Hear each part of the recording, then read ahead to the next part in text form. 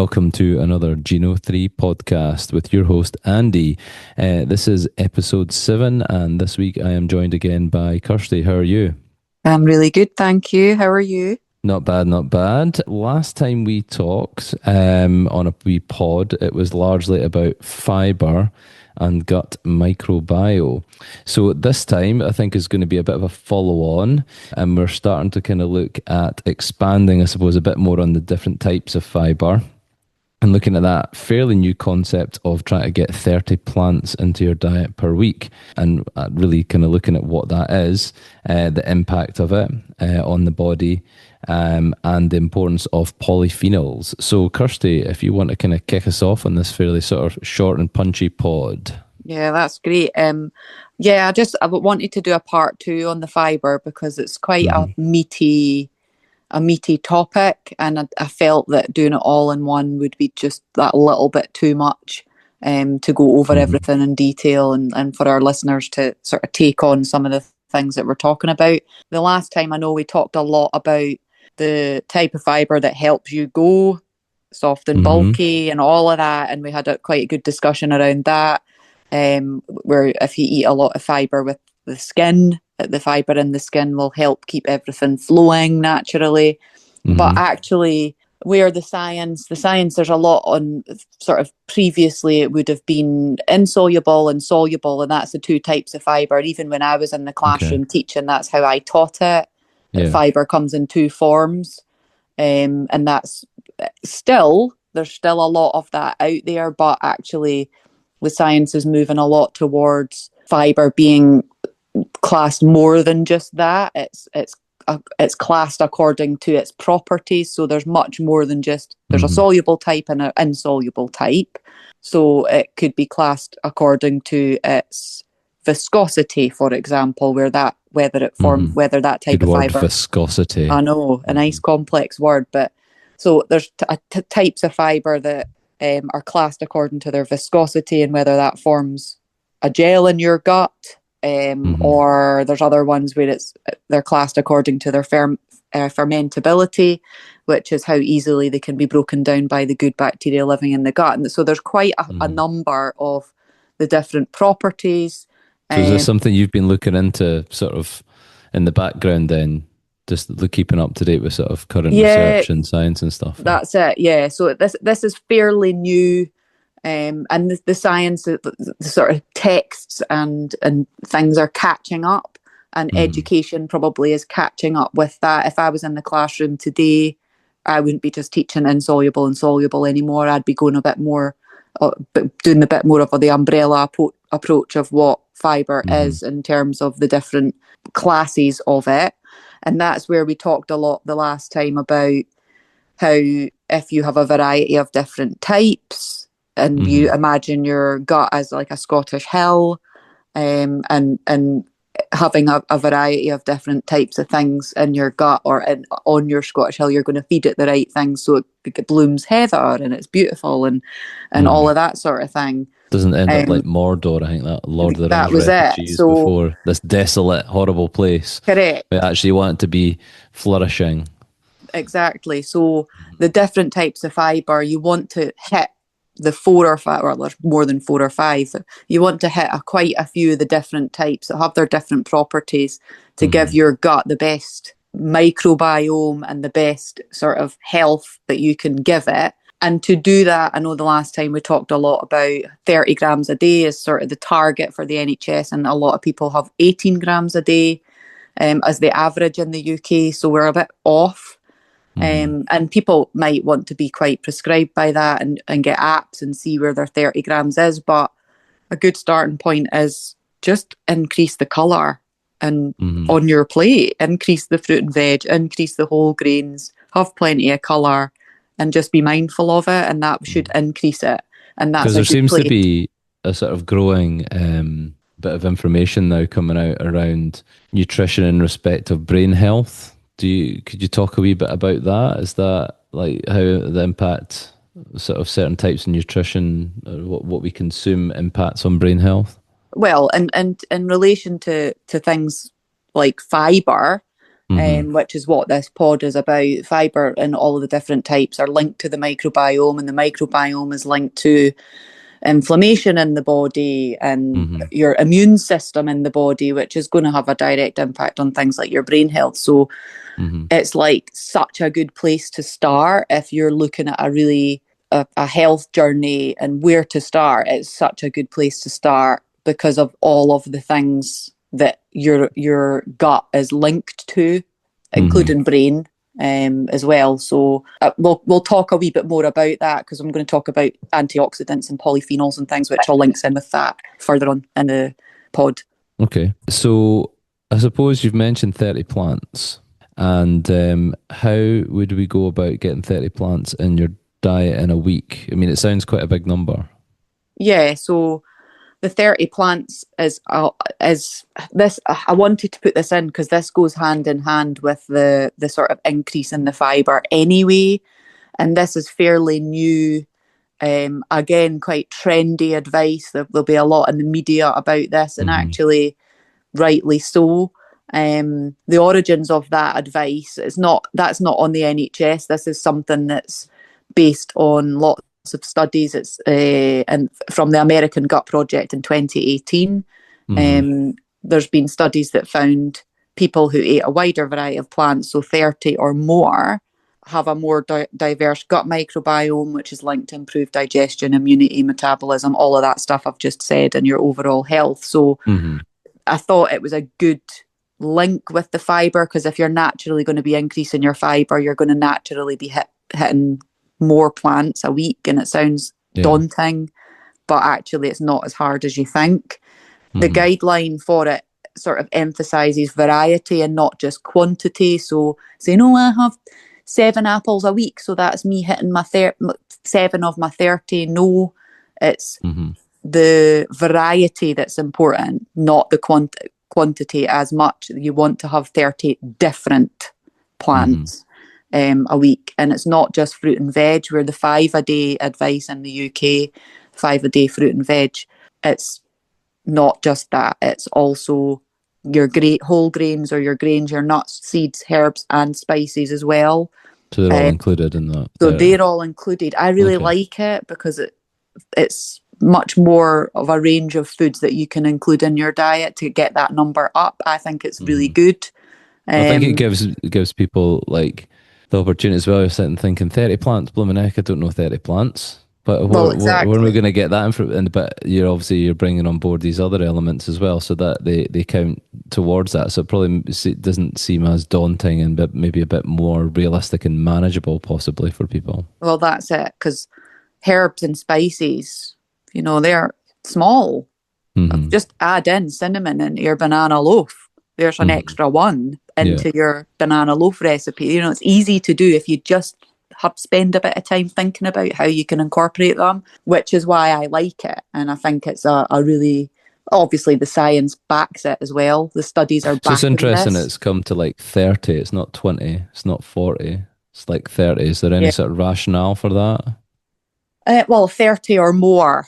That's where the studies have seen that there's a significant increase in the diversity of the gut microbiome if you have 30 or more different ones, which probably links in with the different types of fibre that the different plants provide, because they obviously provide food for your gut microbiome, and different gut microbiome feed on different plant.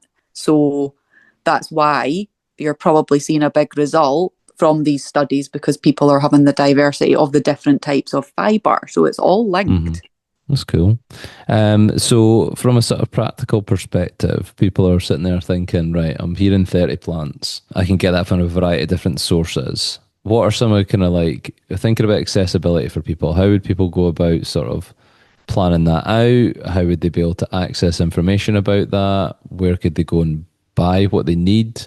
Just to kind of give people a bit of an overview around that. Well, as I said, the sort of all fruit and veg are included. I think a good place to start is just think about what you're eating on a daily basis anyway, and then count them up from the day before, or count them up, or make a point of counting them, and just see as your starting point, how much am I actually having, and how close can I get to the 30? Make it a little bit of a challenge for yourself. And you would be surprised at actually how easy it is. Because when I first read Yeah. this, I was like, oh my goodness, there's no Hmm. way that I will hit that. But remember, it's in a week. This Hmm. isn't a day. This is Yeah. 30 different plants per week. Hmm. So, it's not too difficult if you're struggling to hit, you don't have to hit 20 in a day. Hmm. You can Because you hit could be doing five or things like, I suppose, six. like a fruit salad, which is going to have a number in there. You could have a soup, which is going to have a number of different things in there, I suppose. Is that fair? Like you could pump the numbers up quite Oh, quickly. yeah, like, easily. When you're baking, you can add fruit or you can add spice. In your cooking, you can add spices and Mm. nuts and seeds. Snacking on nuts. I know that that's sort of a bit of a cliche with healthy eating. Have trail mix, and people are like, oh, I Hmm. was a bit like that. I'm not a person that I didn't used to really enjoy eating sort of trail mix and things. I There's didn't. different things for different people. The way that's Yeah, it. It's like but it's what you enjoy, and you can kind of sort of find a workaround, I suppose, on that. well, that's it. And to be honest, since since doing all the DNA stuff and sort of venturing on that health journey, my Hmm. attitude towards it has changed massively in terms of the variety in my diet, Yeah. the diversity in my diet, because eating is about enjoyment, absolutely.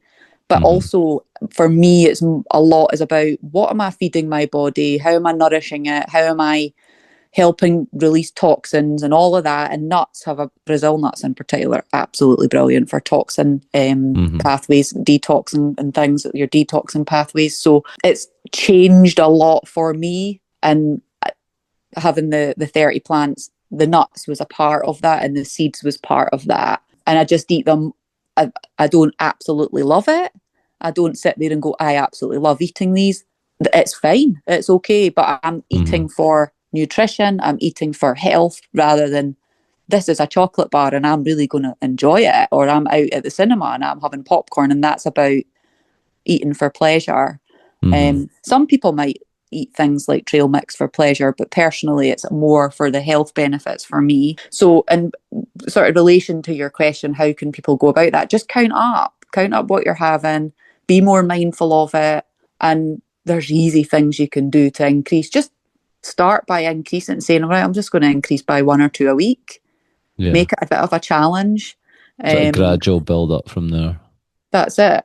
And it's easier than you think. I thought it was hard when I first looked at it and read it. I was like, oh, no way. And then I was like, well, Hmm. actually, when I make a fruit salad, that's six.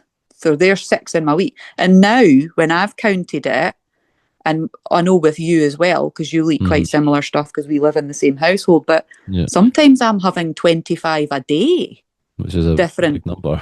which Yeah. is a big number. But if you have fruit salad, soup at lunch, I have raw veg at lunch, I have homemade liver patty, which has herbs in it. And Hmm. then my dinner I'll have three or four. And then if I have nuts in the evening or seeds, there's another three or four. So the Hmm. The numbers numbers add jump up. up quite quick. Yeah. So it's not as hard as you might think. Hmm. And how do you think that you feel since you've kind of made this change? I suppose that's the impact is the kind of thing that people I suppose want to hear about.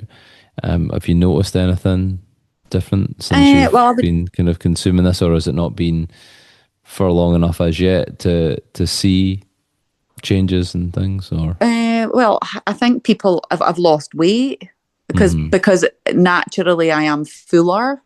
Hmm. I'm eating healthier, so I'm fuller. I don't want to eat junk because I just naturally my mindset has completely shifted on it. Hmm. And increasing your plants and increasing your fiber and everything it has a natural impact on your skin. People have said to me, "Oh, your skin looks really good. It looks really clear. Your Yeah. hair looks better. Just you feel better, and I feel better for having done it as well. And I don't feel like I get ill as much either. Yeah. So it's hard to say. It's hard to Hmm. say. It's hard to kind of suppose immediately kind of quantify that, but it's you with all of these positives that you've just kind of reeled off there. I mean, that's they're improvements from probably where you were before. Exactly. That's it. And it's hard to say which exact thing has made the improvement, because naturally I've lost weight. Naturally my skin looks better. Is it because I'm hydrating better? Is it because of the nuts and the seeds and the fruit? Is it because I'm not eating as much processed food? But combination, probably. Combination of things. Exactly. Yeah. But yeah, so to bring it back to the 30 plants, I wanted to talk a wee bit, just of the final part, a wee bit about polyphenols, because, and I couldn't do this pod without talking about polyphenols, because if you're going to be increasing your plants naturally through, or your fibre, which then increases your plants naturally, if you're going to be doing that hand in hand, you're going to naturally increase your polyphenols. And that's another area or another layer to the thought process around what people can do and what choices they should be making if they're going to stand there and say, I'm going to increase my veg and fruit and plants to 30. Polyphenols is going to be a natural addition to that. If So they do that so for those people who are listening and don't have a clue what polyphenols are, what are they? Well, they're basically natural compounds, right, found in plants. And they are they're basically antioxidants, and they are tiny superheroes for the body. They are amazing. And when you eat lots of plants, you get a wide variety of polyphenols, especially if you're having 30. They help protect your cells from damage. They help your gut microbiome produce the really good stuff to support your digestion, your immune system, and your overall health, brain health, or whatever, as you sort of alluded to before. And really, they're just amazing. So if you're going to be increasing your fibre, and then you decide, I'm going to try the 30 plants a week, well, you're going to be naturally increasing your polyphenols. And I've got some great tips on how to do that. Good byproduct of that. So fire away on those tips then. So see, when you're in the shop, in the supermarket, and you're choosing your fruit and veg, pick the ones that have, like berries, for example. So your fruit, we'll start with, pick the ones that are darker. So why is that? Because the darker varieties have more polyphenol. So your blackberries, your cherries, your blueberries, your grapes, go for the black or red. Generally, I don't have green now, because I'm standing in the shop and I go, polyphenol counts lower on that, I'm going for the red. So it's such a simple change that you can make to in the supermarket, that it costs the same, but you're getting more bang for your buck in terms of the polyphenol count. Same with the veg. Go for the coloured stuff. Red cabbage instead of white. I never buy white now. I always buy red. If I'm making coleslaw, go for the red. It's got the polyphenols in it. Anything that's bright and colourful has a higher polyphenol count. Purple carrots, that's something that you don't really get in the supermarket, is it? I don't really see many. I've grown them before. I have grown them before, but just stuff like that. Look at the brightest ones that you can get, and if you can make easy swaps like that, do it, because it's an easy way to get the health benefit. If you're buying berries, get variety. Strawberries, blackberries, cherries, and all of that. They're all packed with them. Drink tea, green tea, black tea. They're all great sources of polyphenols as well, and that includes that ups your plants as well. So I forgot to say that. That's an easy way to up your plant numbers as well. And other tips: use herbs. Using herbs in your food, so fresh herbs or dried herbs, they all count. Eat fruit Does it with matter if they're dried or fresh? No, you would still get fresh. I think it's better, but you would still get some from dried, yeah, and eat fruit with the skins on. So like apples and things, don't peel the skin off. The skin's the bit that has the polyphenols. Dark chocolate, 70% dark. So there's your excuse to eat dark chocolate, because you get a big boost from that. Coffee as well is really good for polyphenols. Things like, see, when you buy your cabbage and you're going to use it, don't peel the outer layers, because which is naturally what people tend to do, because they think, oh, that's the bit that's been exposed to dirt or bugs or whatever, but actually they're the most polyphenol packed. So peeling off those layers and getting rid of them, you're throwing away half of the really good stuff. And the reason why those are the most concentrated is because they protect the plants as a first line of defense when they're growing. Polyphenols protect against the stress, UV, pests, physical damage. they aid, if a plant becomes damaged, they aid the repair. Polyphenols will aid the repair. So obviously, naturally, the layers on the outside of the veg or the fruit are going to get damaged. So they're going to have a higher concentration of the polyphenol. So just wash them, and don't chuck Don't them out. discard them. Yeah. Exactly. Just wash them. They're like natural. Polyphenols give natural armor to the plant, but then if you're eating them, brilliant, because that gives you that. So that's my tips. That's all my tips for Good plants. tips, though. Polyphenols, fiber. So if you decide to increase your fiber, great. Naturally, you're going to increase your plants and you can think about 30 plants. And then if you're going to be doing that anyway, just think about little things that you can do to increase your polyphenols as well. And all of that together, wow, big changes. Yeah, that's cool. I mean, I think it's very realistic and achievable. I think initially when you hit somebody with a 30 is quite a big number. But when we've unpicked it a little bit more and you've talked through and all the kind of tips and stuff in that as well, I think it makes it a bit more manageable, realistic for people to kind of think they could actually work towards that target, whether they do it gradually or they're able to do it a bit more intensively. Like yourself, you had like 25 or something you said in one day, which is like a big number, but it wasn't really difficult to achieve that when people start to maybe reflect and just start as a starting point, write down what you'd have over a typical week, and people would probably be quite surprised. So no, I really appreciate your time, your input around that, your expertise, your nutritional advice. I think is invaluable to our listeners, and just kind of puts it, I suppose, into a usable, practical way. Quite often people can be quite daunted and put off by these things and think, oh, I'll just put that to one side, just crack on with what I'm already doing. But actually, this is something which could have really strong health benefits. So why not give it a bash? That's it. Just give it a go. You know, what you've got nothing to lose, even if you increase by one. It's better than nothing, isn't it? And Exactly. last little thing I'll say, if you're going to give yourself a spice that you're going to add to stuff, cinnamon's the one, right? We'll do a pot of wee just don't do the cinnamon challenge. That's a health warning, I suppose. No, that's you see everybody like coughing up, the cinnamon spoon. Don't do that. But yeah, that's your challenge, people, is get more cinnamon in your diet, and we'll tell you why that is the case, because part of our DNA test does a lot on cinnamon, and it's super food. It's a superfood. So there's your challenge, folks. Get the cinnamon, increase that in your diet if you can. But yeah, anything goes. Oh, I'll have green grape. I'll have black grapes instead of green. You've already increased your polyphenol content. Brilliant. Perfect. Okay, excellent. Well, thank you very much. As I say, it's a fairly sort of short-ish pod, but hopefully packed full of information and packed full of polyphenols. Yeah, that's it.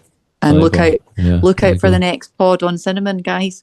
That's it. Okay, thanks very much, Kirsty. Thanks. Bye. Bye.